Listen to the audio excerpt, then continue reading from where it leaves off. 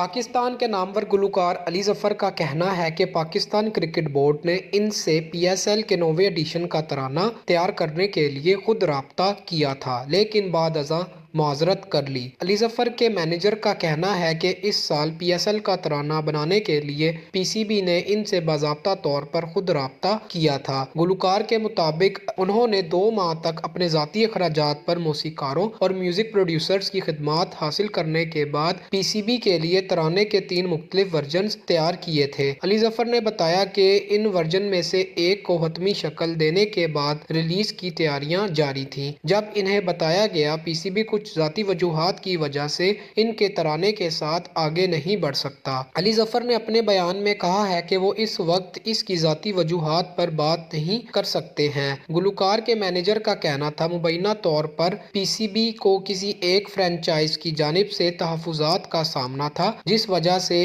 अली ज़फ़र को पीएसएल के तराने के प्रोजेक्ट से बाहर कर दिया गया। वाज़ेह रहे एचपीएल पीएसएल 9 का 9वां एडिशन 17 फरवरी से शुरू हो रहा है। अली ज़फ़र पीएसएल के पहले 3 एडिशंस का तराना गा चुके हैं, जिसे इनके मद्दा आज तक नहीं भूल सके। ज़राए के मुताबिक हुकूमत ने पीसीबी को पाकिस्तान सुपर लीग के नशरियाती हकूक बेचने की इजाज़त दे दी है। ज़राए का कहना है हुकूमत ने पीसीबी को माली मामलात में बगैर इजाज़त फैसलों से रोका था, ताहम अब हुकूमती इजाज़त के बाद पीसीबी ने पीएसएल के नशरियाती हकूक पर काम शुरू कर दिया है। ज़राए के मुताबिक पीएसएल के नशरियाती हकूक के लिए टेक्निकल बोर्ड्स मुकम्मल हो गए हैं। नशरियाती हकूक की मालियत का फैसला आइंदा मंगल को होगा। ज़राए का कहना है कि पीएसएल के डिजिटल राइट्स पर मीटिंग रवां हफ्ते की जाएगी। मज़ीद ऐसी वीडियोस देखने के लिए हमारे चैनल को सब्सक्राइब करें और बेल आइकन को दबाना न भूलें।